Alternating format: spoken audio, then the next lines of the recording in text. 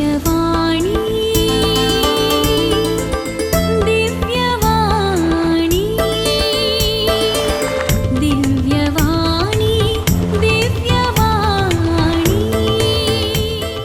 सर्व पळोवप्यांक विनोद गंगोळीचो नमस्कार.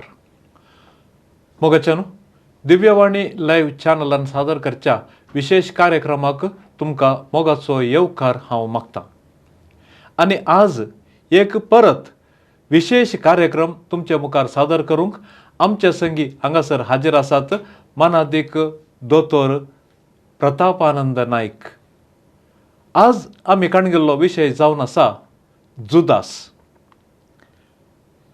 जुदास पातकी घातकी ह्या विशयाचेर एक विशेष संवाद आमी हांगासर चलोवन व्हरता. आनी फादर ह्या भोव अपुरबायेच्या कार्यक्रमाक तुमकां दिव्यवाणी लायव्ह चॅनलाच्या सर्व विक्षकाच्या नांवे मोगासो माया मोगासो येवकार हांव मागतां. देव बरें करूं. फादर, जेजून ताच्या शिसांक विंचून काडलें आनी ताच्या शिसां पैकी जुदास इस्कारियोत तोय एक आपोस्तल जावन आसलो. ताका सोम्यानच विंचल्लें. सोम्या सांगाता तो आसलो. ताच्या सर्व मिसावांत ताचो सांगात ताणें दिल्लो. जाल्यारय ताका आज जुदासाक पातकी आनी घातकी म्हूण लोक कित्याक आपयता? जेजून जायत्यांक आपले शिसां जावं डिसायपल्स म्हणटा आमी विंचून काडटा. तातूंत स्त्रियो आसल्यो, पूण मागीर ताणें तांतल्या 12 जाणांक आपोस्तल म्हूण विंचले. कित्याक काय 12? कित्याक जुदेवा मदें 12 कुळयो आसल्यो. जाकोबाचे 12 जाण पूत, तांच्या नांवा प्रमाणे एक एक कुळी. देखून जेजून एक त्या चिंतपान तें केलें. ताणें आतां कितें 12 कुळयेचे 12 जाणांक घेवंक ना, ताणें विंचून काडले ते दुसरे. तातूंत कांय शिकप आसलो कडेन माथेव एकटो जाय. कित्याक म्हळ्यार तो हें सुंक टॅक्स कलेक्ट करतलो, जमा करतलो जाल्ल्यान. उरल्यांक कांय ना. पेद्रूक आनी शिकपच ना, कित्याक ते असले धरचे. जुवांवक ना, जाकोबाक ना, आंद्रेक ना, अशें आसले. जुदासाक ताणें विंचलो. पळय मू. आतां जेजून कित्याक विंचलो ताका? तो पयलो पासूनच जर खोटो मनीस जाल्लो जाल्यार जेजू ताका कित्याक म्हणून तो बरें आपल्या एका शिसां मदें तो पावता आसलो. तितले लागशिलो 12 विंचून काडटना जेजून कित्याक विंचून काडलो ताका? हाचेर इल्लें आमी चिंतूंक जाय. Yes father. तितलो खोटो आसलो काय तो? ना. आनी आतां जेजून जर ताका विंचून काडला तर आमी ताका कित्याक पातकी आनी घातकी म्हणचे? पयले सुद्दां पातकी म्हूण उतर ताका लागूच जायना. कित्याक म्हणल्यार आमी मनीस म्हूण जल्माल्ली हरी एक मनीस पातकी. आमचे मदें कोणेंच म्हणूंक जायना हांवें पातक करूंक ना. तें पातक मागीर चिंतनेचें जावेत, चिंतनांनी जावेत, उतरांनी जावेत, करण्यांनी जावेत, सोडणेचे पातकय जावेत. म्हळ्यार हांवें कोणाक वायट करूंक ना वय, पूण बरें केलाय, बरें करूंक ना. ना हांव कोणाची चोरी ना, बरी गजाल. पूण कोणाक तरी कितें तरी बरें दान दिलां तुवें, एका बऱ्या कामाक, एका बऱ्या दुबळ्या मनशाक आदार केलाय, करूं ना. तें सोडणेचें पातक जावनाय तर. हांवें कोणाचेर हांव अनीत करिना, बरें आसा. अनीत करूं ना बरें आहा. पूण तुज्या घराक कोणाक तूं कामाक लायताय त्या मनशाक फावती मजुरी दिलाय तुवें. मागीर सोडणेची पातकां आमी सक्कळ करता म्हणना आमी पातकीच म्हूण जुदास पातकी म्हणूंक जायना. घातकी कित्याक म्हूण आमी म्हणटा जुदास घातकी? म्हळ्यार ताणें जेजूक आपल्याच मेस्त्रीक, आपल्याच गुरूक ताणें विकलो. हाका देखून तो घातकी म्हणलें चिंतप आमच्या हातूंत आयलें. आनी तें आमच्या शर्मावांतल्यान आनी तांतल्यांतल्यान तें बळ जावनच गेलें. पूण ताचे फाटलें ताणें कित्याक तशें केलें? तो खरोच घातकी आसलो गी? ताचेर आमी आतां आनी मुखार उलयता आनी ताचो इल्लोसो अभ्यासी जावंक जाय. जाला, पूण आमच्या कोंकणी लोकां मदें ते एका तराचें स्टिरियोटायप थिंकींग म्हणटा आमी आसा. जुदास म्हणजे पातकी आनी घातकी. घातकी म्हणटाना ताणें सम्याक घात केलो वय 30 नाण्यांक ताणें जेजूक विक्रीत केले म्हण आमी वाचला आयकला आनी हर एकले सांगतात. फादर, ह्या गणिताविशीं तुमचे थावन एक विश्लेशण. आतां वांजेलांत आमकां हें वाचूंक मेळटा. वय तो जुदेवांच्या फुडाऱ्या कडेन वेता ते पयलीं ताका आनी हांवें म्हज्या गुरूक धन दिल्यार तुमी म्हाका कितले दितल्यात म्हणटा आनी 30 नाण्यांची कबलात जाता तें वय. ताणें तांचे कडेन पयशे विचारले वय, कित्याक ते जुदेवांचे फुडारी आसात पळया तांकां जेजू एक वाट्या वयलो कांटो जाल्लो देखून ते ताका काडूंक सोदताले. ताका कसो काडचो आतां, ताका धन दिवंक जाय. तो जेजूक घर ना, तो आज हांगा फाल्यां थंय आनी थंय, तर तो खंय रावता हें सगळें कोणाक कळटा, ताच्या आपोस्तलांक कळटा. आपोस्तलां भितर तांणी जुदासाक धरलो कसोय करून वळोखन. जुदास तांचे कडेन वचून म्हणटा हांव तयार आसात पूण तुमी म्हाका कितें दितल्यात. ताणें म्हणलें आमी तुका 20 नाणी दिता. ही गजाल वांजेलांत बरयला ही सत. आनी ताणें पयशे घेतले ही गजाल ही सत. ते नदरेंतल्यान ताणें घात केलो म्हूण कोणें ताका घातकी म्हणयत. पूण हें पूर्ण सत न्हय, ताची आनी एक कूस आसा. कितें ती? परत्यान वांजेलांत बरयल्लें आसा. आमी पळय वांजेलाचो एक भाग मात्र घेता आनी तांतल्यान आमी हजार आमचे गजाली रंगयता. त्याच वांजेलांत आमकां मागीर सांगलें आसा जेजूक मरणाचें फर्मण मारलें तेन्ना जुदासाचें कितें जालें? जुदास चुरचुरलो. ताच्यान हें सोसूंक जालें ना. ताणें चिंतूंकच ना जेजूचेर मरणाचें फर्मण मारतलें म्हणून. तो ते 30 नाणी घेता आनी वेता मंदिरांत आनी जुदावांच्या फुडाऱ्याक म्हणटा हांवें निरापराधी रगत वारयलें, हांवें चूक केली म्हणटा. तेन्ना ते कितें म्हणटात? ते आमकां कितें पडून गेलां? आमकां कांयच ताचें पडून गेल्लें ना. तो कितें करता? 30 नाणी थंय मंदिरांत उडयता. पळयत पुस्तकांत बरयल्लें आसा. उडयता आनी मागीर मातेवा प्रमाणे मातेवाच्या वांजेलांत अध्याय 20 आनी 7 वेस 5 तो गळपास घेवन मरता. पळया गळपास घेवन मरता. धर्मदुतांची कृत्यां, धर्मदुतांचो इतिहास अशें म्हणटात त्या पुस्तकाक आसा. अध्याय 1 वेर्स 18 थंय कितें बरयल्लें आसा? जेजूच्या मरणा आनी पुनर्जिवंतपणा उपरांत जुदासाचो जागो एक रिकामो पडलो कित्याक ताणें जेजूक विकलो आनी तो अमतो पडून ताजें खंय पोट फुटलें. म्हळ्यार ताणें तर मेल्लो कसो तर तो गळपास घेवन मेलो गी. मातेवा प्रमाणे तो गळपास घेवन मेलो आनी हांगा धर्मदुतांच्या इतिहासा प्रमाणे तो अमतो पडलो खंय पोट फुटलें आनी मेलो. मागीर तांणी कितें केलें? ती 30 नाणी आसात पळया त्या नाण्यांचें तांणी खंय एक शेत घेतलें. आखेलदामा म्हणटात म्हळ्यार रक्ताचें शेत म्हणून तें घेतलें आनी कोण परगांवांत येवन कोण जुदय मरता ताका माती दिवंक म्हूण तो जागो तांणी दवरलो म्हणटात. पयशांच्या आशेन जाल्ल्यार जुदास जेजूक मरणाची शिक्षा जावं दी कसली शिक्षा जावं दी 30 नाणी घेवन खुशाल वेता आसलो. तो वचूंक ना. चुरचुरलो म्हणटा पवित्र पुस्तक. म्हळ्यार तो आपल्या पाताक रडलो. तर ताचो उद्देश कितें आसलो? मागीर मुखार तुमकां सांगता. म्हणून तो ते नदरेंतल्यान घातकी न्हय म्हणटा हांव. तो घातकी न्हय. एके नदरेंतल्यान तो घातकी वय. कित्याक ताणें आपल्या मेस्त्रीक आपल्या गुरुजीकच ताणें विकूंक तो भायर सरलो. ही ताची चूक. ही ती चूक. ताचें आमी खंडन करीत. पूण ताचो दुसरो भाग आसा. तातूंतल्यान तो खुशाल जालो ना. पयशे घेवन तो खुशाल रावंक जाय आसलो न्ही. ना, खुशाल जालो ना. तो चुरचुरलो आनी दूख भोगलें आनी ताणें ते पयशे मंदिरांतच उडयले म्हणटा पवित्र पुस्तक. पयशांच्या आशेन जाल्यार कोण पयशे उडयताय? तर फादर ताणें जेजूक धर्म दिवचो उद्देश कितें आसलो जावयेत? उद्देश आतां आमकां कितें म्हणल्यार पवित्र पुस्तकांत तशें कांय वाचूंक मेळना. कांय मेळना. आतां आमी अशें चिंतूंक जाता, म्हळ्यार त्या काळाची परिस्थिती जर समजल्यार उद्देश विविध आसूं येता. म्हाका अशें दिसता, आनी म्हज्या चिंतपाचे मनीस आसात ते म्हाका मागीर कळ्ळे. त्या काळार इस्रायल देश वाठार आसा पळय, कोणाच्या हातांत आसलो? जुदेवांच्या हातांत न्हय. रोमाचे मनीस अधिकारी चलयताले. आनी रोमांत चक्रवर्ती रावता, कोण सेजार राजा रावता.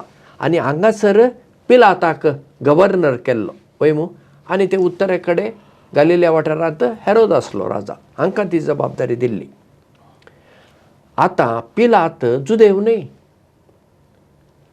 जुदेव लोकांक आतां ते कोणाच्या दुसऱ्यांच्या हाताखाल आसात. आनी हे कितें करताले रोमाकार पिलातांनी ह्या जुदेव लोकां कडल्यान टॅक्स, कितलेशे टॅक्स वसूल करताले. तांकां बरचें राग आसलो तांकां. पूण ते हांतल्यान आमकां कोण सुटका दितलो? आमकां कोणें तरी सुटका दिवंक जाय, आमी स्वतंत्र जावंक जाय, हें चिंतप आसलें. म्हूण जुदासाक दिसलें आसात हो जेजू पळय, फुडारपणाची ताचे कडेन गूण आसात. कितलो लोक पळय ताचे कडेन येता आनी तो आमच्या दुसऱ्या मेस्त्री आसा तांचे भशेन उलयना, अधिकारान उलयता. ताचे कडेन अजापां करची ताकद आसा. तो अजापां करता, मेल्ल्यांक उठयता, कुड्ड्यांक दीस दिता, मान्यांक जीब दिता, बेऱ्यांचे कान उक्ते करता. आनी हे 2 मासल्यो आनी 5 उंडे घेवन इतल्या लोकांक जेवण वाडटा, उदकाचेर चलता. हें सगळें ताणें पळयलां आपोस्तल म्हणून. पूण ताका दिसलें आसात तर होच आमचो खरो सोडवणदार. पूण ताका तें समजलें ना, जेजूची सोडवण ह्या संवसाराची सोडवण करूंक तो येवन आसलो. तो आमकां पातकाच्या गुलामपणान ती सोडवण दिवंक आयिल्लो. हाका कितें दिसलें, तो आतां राजा जातलो. पूण जेजून तूं मनच दाखयना, तर ताका आतां धर्म दिल्यार तो कितें करतलो? सुटका करून घेतलो आनी मागीर तोच राजा जातलो आनी आमी स्वतंत्र जातले. असलें कितें पण चिंतप जुदाच्या तकलेंत आसलें काय? तें एक कारण आसूं येता. ओके. म्हण जेजूक धर्म दिल्यार फाल्यां आमकां सुटका मेळटा अशें म्हाका दिसना. जेजूच्या रागान ताणें केला म्हणून म्हाका दिसना. पळया, ताका जेजूचेर राग कित्याक आसूंक जाय? जेजूचो ताणें पाटलाव केला, जेजू सांगत आसा. आनी तो तितलो वायट मनीस जाल्लो जाल्यार तांची एक कॉमन निधी आसली अपोस्तलांची. ती जबाबदारी कोणाक दिल्ली? जुदासाक. अरे तुमी खोट्या मनशाक दितात वय. पयले म्हणटात तुमी ताका दिली आनी म्हणटात मागीर तो खोटो. अरे तो खोटो जाला ताचे कडची तुमी कित्याक काडून घेवना? म्हणजे त्या पयशांची आशा ताका ना, जेजूचे रागय ताका ना. पूण खंय तरी आमकां ह्या रोमाकारांच्या गुलामपणांतले भायर येवंक जाय. तर हाका एकच मनीस आसा, तो म्हणल्यार जेजू. हें चिंतप म्हाका दिसता ताचे थंय इलें इलें इलें करून बळ जालें आनी ताणें जेजूक धर्म दिवंक एक निर्धार घेतलो अशें म्हाका दिसता. फादर, जुदासाच्या व्यक्तित्वा विशयांत एक दुसऱ्याच रितीचें चिंतप तुमी आमच्या पळोवप्या मुखार आतां दवरलें. आनी म्हाकाय कळीत आसा, सबार वर्सां पयलें एक नाटक आयिल्लो आनी तो जुदास. आनी कोणी न्हय, तुमीच तो नाटक बरयल्लो आनी मंगळुरांतल्या कलांगणांत त्या नाटकाचें प्रदर्शन जाल्लें. फादर, तो नाटक पर्टिक्युलरली जुदासा विशयांतूच तुमी तो नाटक कित्याक रचलो? अशें जालें, हांव थॉमस स्टिफन्स कोंकणी केंद्र मिरामार थंय सेवा दितालो. आनी हांव आनी फादर मॅथ्यू आल्मेदा आमी 2 जाण आसले. आमी पणजे नाटक पळोवंक आयल्या, मराठी नाटक हांगा कला अकादेमीन. मराठी त्या नाटकाचें नांव मी गोडशे बोलतोय. नाथुराम गोडशेन गांधीजीची हत्या केली म्हणून ताच्या जिविताचेर हें नाटक. ताच्या जिविताचेर न्हय, हय ताच्या जिविताचेर म्हणया.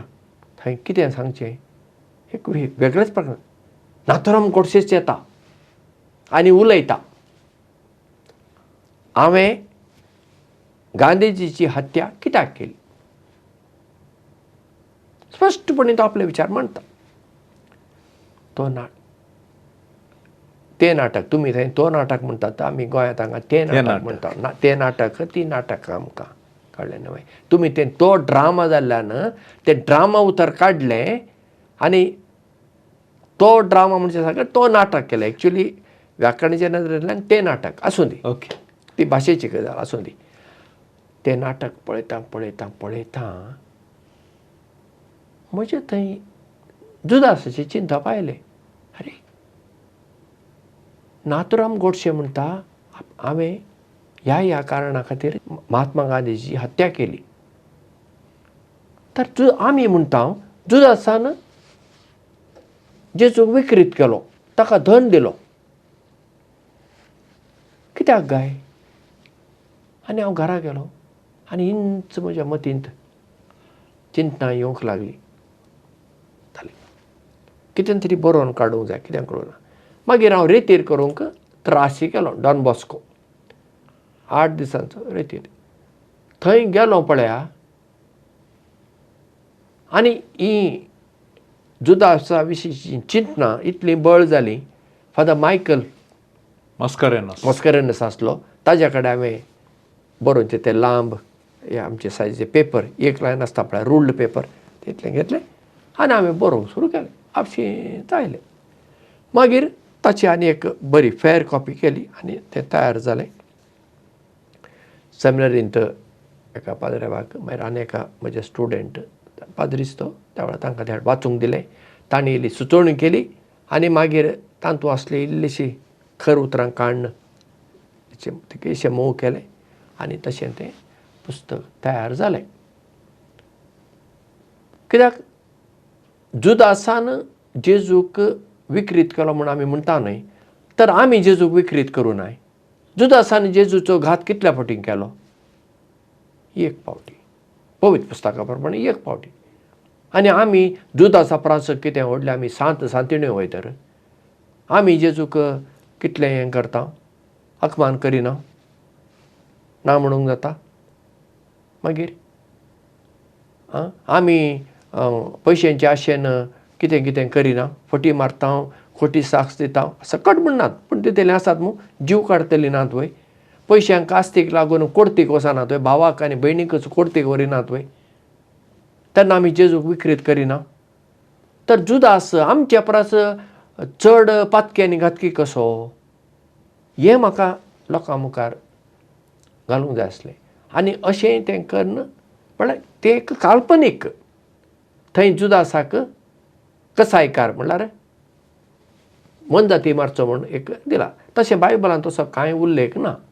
म्हळ्यार जो मनजाती मारता, मांस विकता, ताचे कडेन पयशे आसतातच. पूण तातूंत काल्पनिकता आसा. पूण ताचे सांगता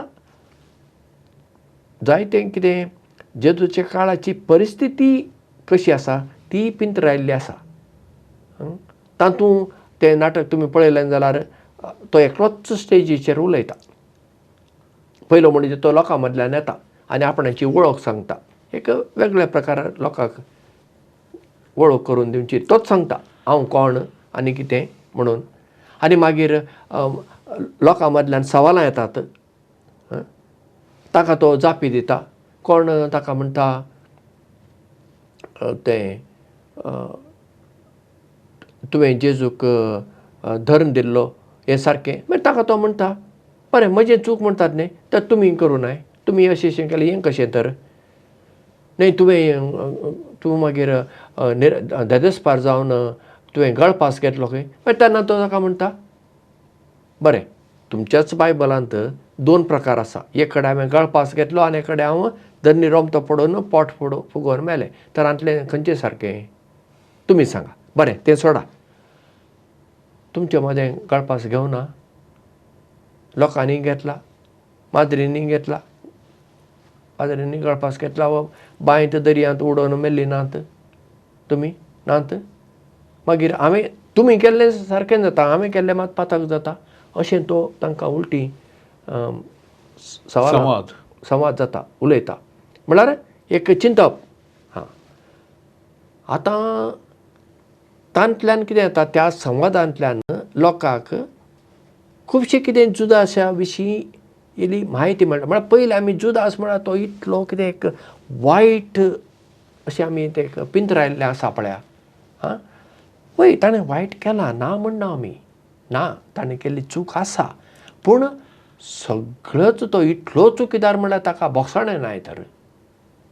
हां, तें आमी विसरल्या. आमी ताच्या जिविताची एक कूस मात्र पळयली, ताची आनी एक कूस आमी पळोवंक ना. ताजो उद्देश कितें, खंयच्या उद्देशान ताणें केलें. कित्याक एक कोंकणी सांगणी आसा, मनीस पळयता करणी, देव वाचता काळीज म्हणून. देवान पळोवचें आमचें काळीज, करणी न्ही. आतां हांवें एक दान दिवंक जाता इगर्जेक लाखांनी. कित्याक हांव दान दितां, म्हाका नांव मेळूंक, म्हजें थंय नांव येता, नांव पडटा. करेक्ट. हां, देखून हांव दान दितां. म्हजो उद्देश दान अपरस म्हाका नांव मेळूंक. दान एक नीब मात्र. पूण देव कितें पळयता, त्या म्हज्या दानाक व्हडलें म्हत्व आसा देवाच्या दरेन ना. कित्याक हांव दाना खातीर दान दिना, हांवें नांव जोडूंक दान करचें. हां, तशें जुदासाची आमी करणी मात पळयता, ताजो उद्देश आमी पळोवना. म्हणटच तो समजून घेवंक जाय, लोकां मुखार हाडूंक जाय, ह्या उद्देशान तें नाटक आमी बरयलें. नाटक बरोवन जालें आनी मागीर हांवें एरिक उजेरियो माणसोबाचो उरकार ताका दिलें. ताका तें एकदम बरें लागलें, एक वेगळेंच म्हणून. पूण माचयेर हाडूंक भारी भियेलो एरिक सयत. कितें विरोध जायत, मागीर माणसोबाणांक मार बसात, फिरगजाऱ्यांनी कामां करूंक जावचीं नात आमकां, अशें तो भारी भियेलो. आनी ताणें म्हाका प्रामाणीकपणान तें सांगलें, अशें अशें फादर, तें माचयेर येवंक जाय म्हूण म्हाका दिसता, पूण धैर्य ना म्हजे कडेन. हांवें म्हणलें पळया, तो निर्धार तुमचो, तुमी करूं ना म्हूण म्हाका कांय हें ना, राग शीण कांय ना म्हणलें. तुमी करूंक जाय अशें म्हजें कांय ना. तुमकां मार बसता जाल्यार तुमी करिनाकात म्हणलें. मागीर ताणें एवटी निर्धार करून म्हाका फोन करून सांगलें, फादर आमी करता. हांवें म्हणलें आतां कित्याक बदलल्यात. ताणें एका थोड्यांक आपयलें आनी खंय तो दाखय थोड्यांकच. तेन्ना एक हिंदू मनीस आसलो, आतांय तो जिवंत आसतलो, कोंकणी बरोवपी गोकुलदास प्रभू म्हणून. तो कॉर्पोरेशन बँकांत काम करतालो, मॅनेजर म्हणून कितें तरी, केरळाचो मनीस तो. तो आसलो आनी ताणें पळयलें. आनी ताणें हाका सांगलें, हें कोणाक, एरिक बाबाक, तुमी तें धार्मीक नदरेंतल्यान कित्याक म्हणून चिंतून हें करतात. तें एक साहित्य म्हणून तुमी हें करा न्ही. करेक्ट. साहित्यांत एक विविध रुपां आसात. तें खंय तरी एरिक उजेरियोक बरें दिसलें. आनी मागीर अरुणराज रोद्रिगेसान तें नाटक पयल्या फावटी थंय केलें. आनी ताचो दुसरो एक शो जालो, तो हांव पयल्या शो प्रदर्शन जाल्या वेळार हांव पावूंक ना. हांगा आमच्या जेप्पू रोशनी निलय आसा थंय तो जालो. आनी परत्यान सेमिनरिस्ट आनी थोड्यांक आपयलें तें आसलें. ताका हांव गेल्लो, त्या हाका गेलो, थंय तो शो जालो. वय फादर, कित्याक म्हळ्यार पयल्या शोक हांव आसलो, तुमी नासले. हांव आनी फादर अनिल म्हजो क्लोज फ्रेंड, आमी दोगी जाण गेल्ले हांव ते. अरुणराज म्हाका बरो वळखता, सो आमी कलांगणांत तुमचो नाटक पळयलो. आनी तें एक चिंताप, एक आउट ऑफ द बॉक्स म्हणून आमी सांगता, विशेष रितीचें एक चिंताप. येदोळ पर्यंत आमच्या समाजींत त्या टायपाचें चिंतपाचें नाटक ते खंयचें येवं नातलें. पूण म्हाका तो नाटक बरो लागलो. पूण आतां हांवें तुमचे लागीं विचारचें, तो नाटक थंय प्रदर्शन जाल्या उपरांत ताची प्रतिक्रिया कशी आसली? प्रतिक्रिया म्हाका थोडी बरोवपान आयली.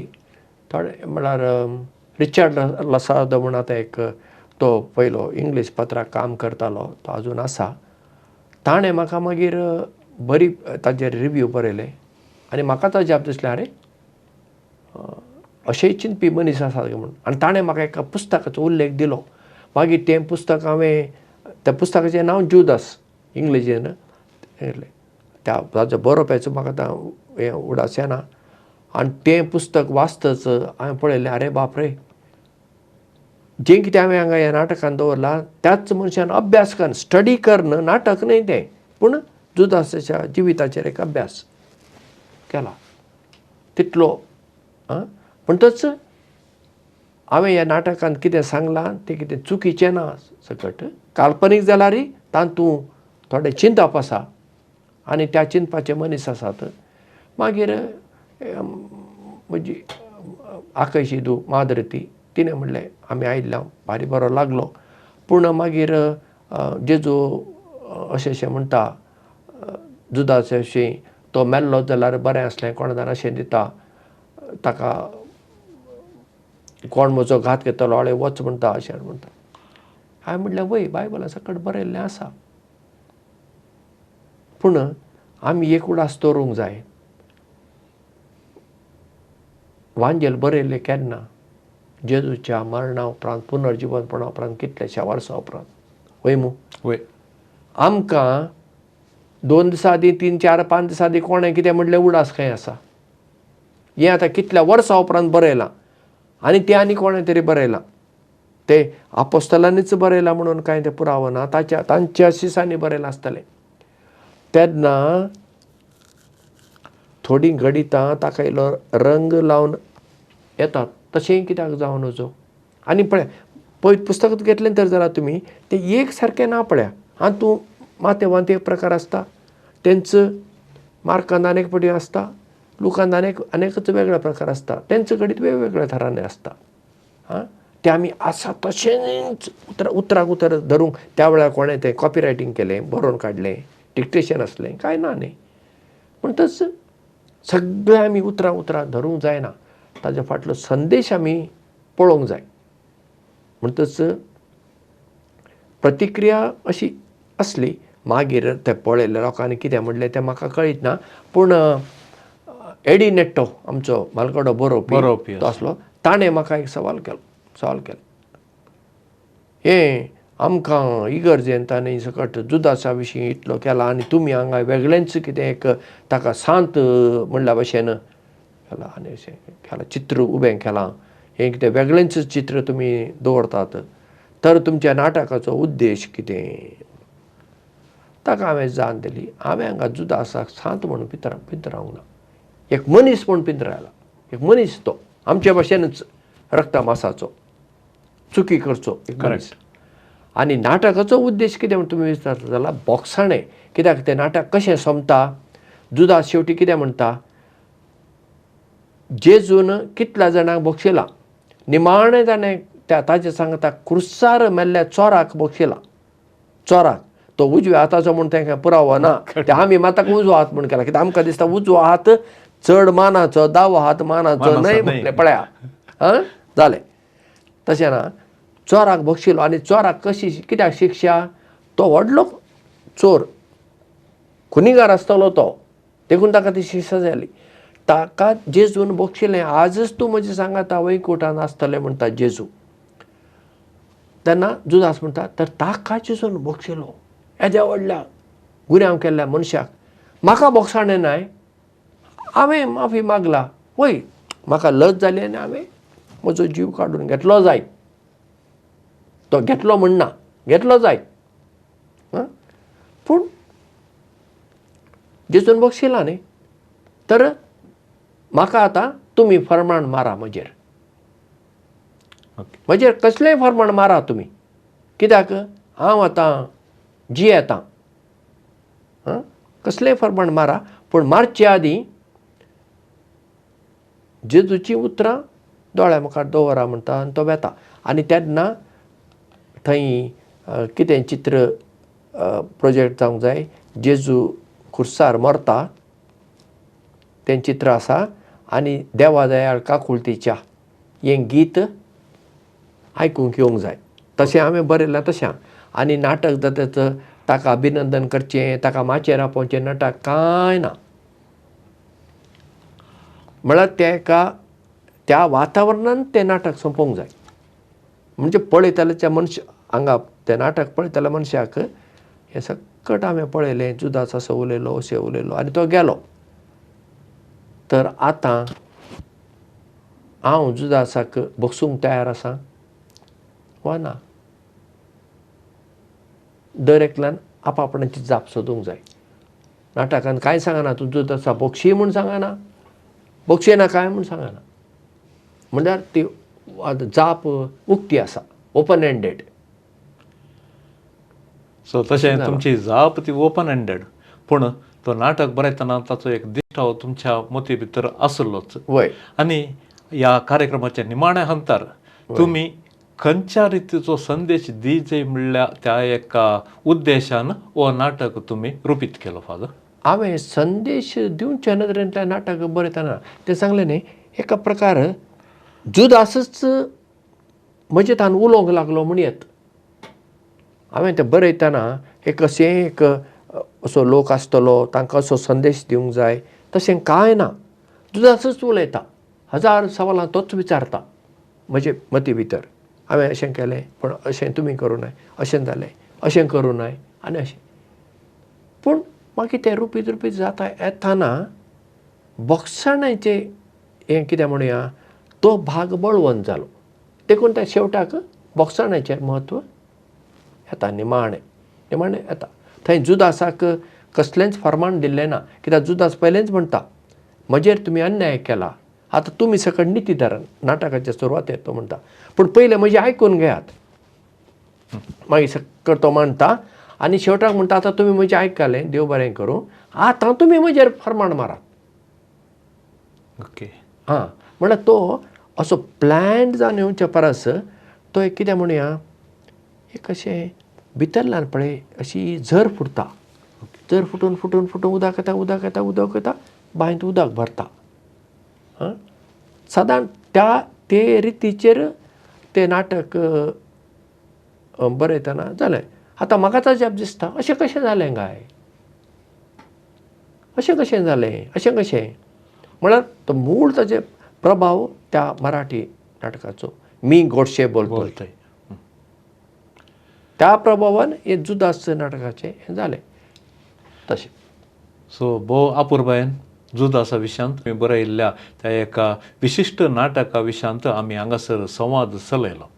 आनी म्हजी एक वर्ती आशा, हांवें तुमचे लागीं ह्या विशयांत सांगलें, म्हाका तो एक व्हिडिओ फिल्म करची एक वर्ती आशा आसा करात. दिव्यवाणी लायव्ह चॅनलांतावन. पूण आतां अर्जंटाक वेगी करूंक जावचें ना, कित्याक ताका जाय तितली तयाराय आसा. ती तयाराय जाल्या उपरांत आमच्या चॅनलांतावन तुमचे चिंताप सर्व आमच्या पळोवप्यांक एक सादर करी जाय म्हूण म्हजी एक आमच्या सगळ्या दिव्यवाणी लायव्ह चॅनलाच्या सिबंदीची ती एक आशा जावन आसा. आनी बेगीनच जाले इतले बेगी आमी ह्या कार्याक देंवतले आनी तुमचो नाटक एक व्हिडिओ जावन संवसाराच्या मुल्यार तो पावीत जातलो म्हणलो एक भरवसो म्हाका आसा. आनी ह्या आमच्या कामांत सर्वेस्पर देव आमकां आशिर्वाद दिवं दी म्हूण आमी आशेता. मोगाच्या पळोवप्यान एक विशिश्ट संवाद, चिंतनांतलो एक संवाद आमी आतां तुमचे मुखार सादर केलो. जुदासाचें व्यक्तित्व, तो पातकी, तो घातकी कितें आमी म्हणो, पूण ताचें मूळ कितें, ताच्या अंतस्करणांतल्यान कितें तो उलयलो आनी खंयच्या कारणा खातीर असलें पुरा घडलें, भोव अपुर्बायेन बाप प्रतापानंद नायक आनी आमचे मदें तें सादर केलें. देखून फादर सर्व आमच्या पळोवप्याच्यान आमी देव बरें करूं म्हणटा. अशेंच तुमचो मोगाचो सांगात आमचे सवें आसूं दी आनी तशेंच निरंतर वैशिश्ट्याची कार्यक्रमां आमी आमच्या समाजीक आनी आमच्या पळोवप्यांक दिवंक आमकां देव फावो करून दी. तुमकां देव बरें करूं म्हणटा. तुमकांय देव बरें करूं. मोगाच्या पळोवप्यान हें कार्यक्रम तुमी विक्षण केलें. ह्या कार्यक्रमाक एक लायक दिया. हेरां संगी हे विशेष कार्यक्रम वांटून घेया. आनी तशेंच आमचो आनी तुमचो मोग निरंतर आसूं दी. येदोळ पर्यंत हें कार्य विक्षण केल्ल्याक तुमकां समेस्तांक देव बरें करूं. दिव्यवाणी